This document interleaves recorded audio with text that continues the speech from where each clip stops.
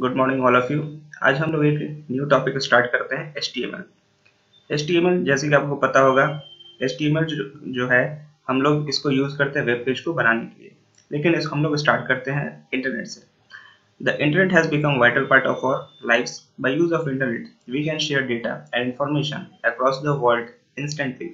यानी इंटरनेट जो है हमारे डेली लाइफ का बहुत ही वाइटल पार्ट है, बहुत ही इंपॉर्टेंट पार्ट है। अगर इंटरनेट नहीं होगा तो हम लोग हेल्पलेस हो जाएंगे। जैसे कि by the use of internet, यानी इंटरनेट के इस्तेमाल से हम लोग डेटा शेयर कर सकते हैं, इंफॉर्मेशन शेयर कर सकते हैं अक्रॉस द वर्ल्ड इंस्टेंटली, यानी पूरी दुनिया में और पूरी दुनिया में कभी भी। It is world wide network of the computers. ये एक नेटवर्क है जो कि कंप्यूटर नेटवर्क है जो कि पूरे दुनिया में फैला हुआ है। अ computer on the internet that shares available data and information is called server. यानी कि वो जो कंप्यूटर इंटरनेट पर है, वो या जो भी कंप्यूटर इंटरनेट पर है जो आपको डेटा प्रोवाइड करता है या डेटा शेयर करता है या इंफॉर्मेशन शेयर करता है, उसको हम लोग सर्वर कहते हैं। A computer on the internet that access data and information from the server is called client. और जो कंप्यूटर इंटरनेट के द्वारा वो सारे डेटा को एक्सेस कर सक रहा है या फिर सारे इंफॉर्मेशन को एक्सेस कर सक रहा है, उसको हम लोग क्लाइंट कहेंगे। यानी कि जो भी कंप्यूटर इंटरनेट पर डेटा प्रोवाइड कर रहा है या इंफॉर्मेशन प्रोवाइड कर रहा है, उसको हम लोग सर्वर कहेंगे। और जो कंप्यूटर उस डेटा या इंफॉर्मेशन को सर्वर कंप्यूटर से एक्सेस कर रहा है, उसको हम लोग क्लाइंट कंप्यूटर या क्लाइंट सिस्टम कहेंगे। ठीक है। A server store files and information in the form of website. जो सर्वर होता है तो फाइल्स को वेबसाइट के फॉर्म में स्टोर करके रखता है। These website consists of millions of web pages। ये जो वेबसाइट होते हैं इसमें बहुत सारे वेब पेजेस होते हैं, या आप ये कहें कि जो वेबसाइट होता है वो बहुत सारे वेब पेजेस से मिल करके बना होता है।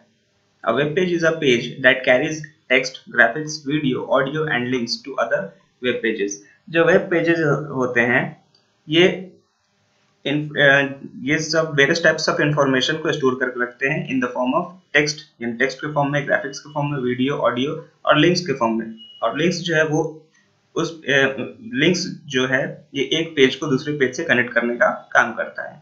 These web pages are written in hypertext markup language. और ये जो वेब पेजेस होते हैं ये हाइपरटेक्स्ट मार्कअप लैंग्वेजेस में लिखा जाता है, जिसको हम लोग शॉर्ट में HTML कहते हैं। अब HTML क्या होता है? तो हाइपरटेक्स्ट मार्कअप इसका फुल फॉर्म हो गया। ये एक कंप्यूटर लैंग्वेज होता है जिसके मदद से हम लोग वेब पेजेस को क्रिएट करते हैं। टिम बर्नर्स-ली और उनके टीम ने जो है CERN में, जो कि एक यूरोपियन साइंटिफिक ऑर्गेनाइजेशन है जो कि आपका जिनेवा स्विट्जरलैंड में है, तो उन्होंने वहां पर इसका डेवलपमेंट किया था, इसको बनाया था। ठीक है।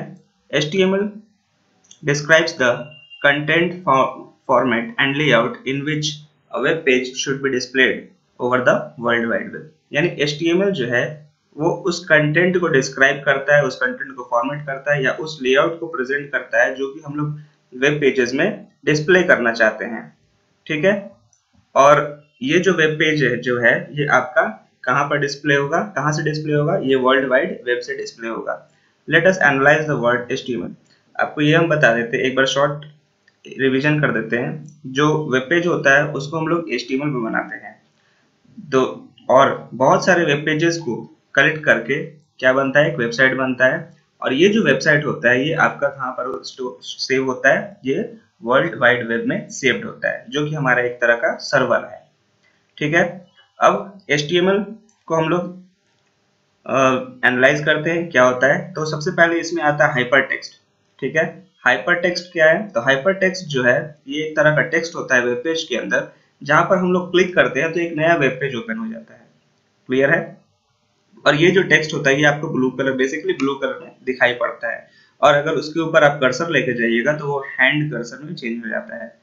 ठीक है। दूसरा है मार्कअप। मार्कअप क्या होता है? तो markup means highlighting the text either by underlining or displaying it in different color or both। जो मार्कअप होते हैं, मार्कअप का मतलब होता है किसी भी चीज को हाईलाइट करना, ठीक है, या फिर उसको डेकोरेट करना। कैसे? तो उसको अंडरलाइन के थ्रू हम लोग कर सकते हैं, या फिर उसको कलर कर सकते हैं, या फिर उसको बोल्ड कर सकते हैं, इटैलिक में चेंज करके कर सकते हैं। यानी टेक्स्ट को किसी भी तरह से हम लोग अगर फॉर्मेट करते हैं तो उसको यहाँ पर मार्कअप कहा जाता है।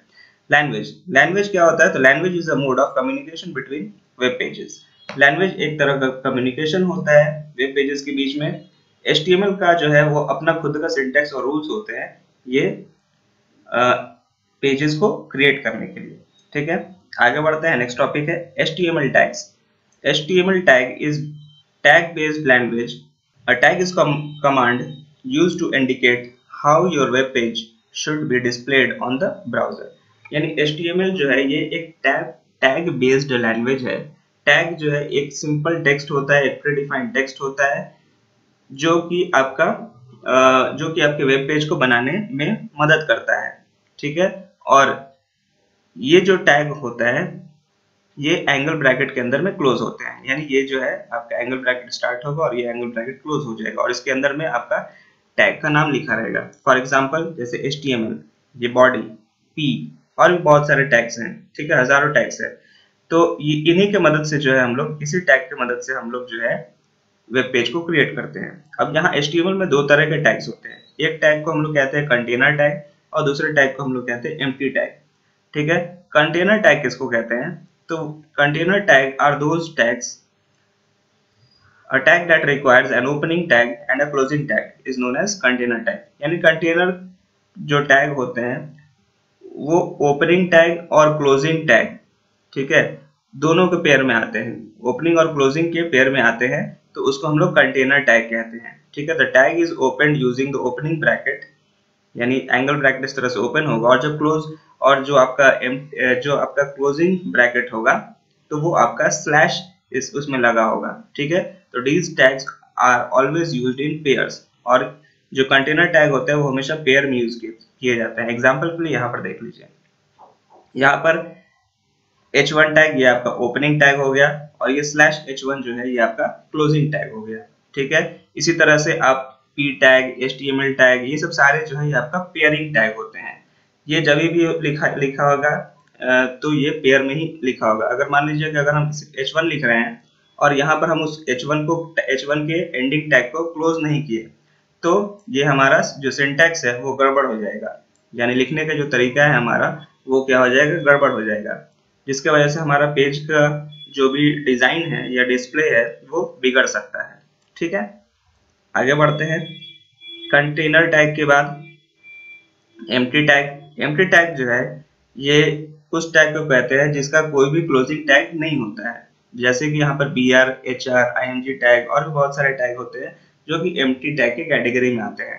इनका स्टार्ट तो होता है बट इनका एंड नहीं होता है। जैसे कि BR का हम लोग यूज करते हैं लाइन को ब्रेक करने के लिए, यानी दूसरे लाइन के। जैसे कि यहाँ पर एम्प्टी टैग है, इस लाइन में लिखा हुआ है और इस दूसरे लाइन में यहाँ पर उसके बारे में डेफिनेशन लिखा हुआ है।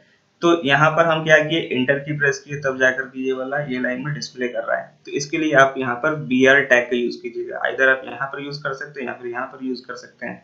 तो BR टैग जो है उसको जहाँ कहीं भी मिलेगा वो उस लाइन को नेक्स्ट लाइन में चेंज कर देगा। ठीक है, तो आज के लिए इतना ही। नेक्स्ट क्लास में जो है आगे हम लोग और डिस्कस करेंगे। So thank you all of you.